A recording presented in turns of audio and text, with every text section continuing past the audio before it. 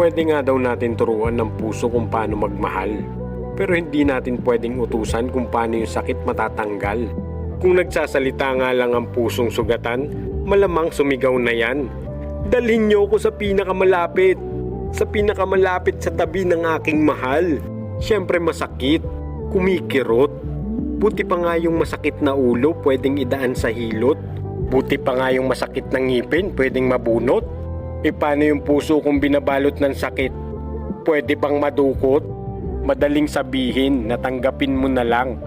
Bakit? Ikaw ba ang nakakaramdam ng aking nararamdaman? Nandun ka ba nung araw na pinaparamdam namin sa isa't isa ang aming pagmamahalan?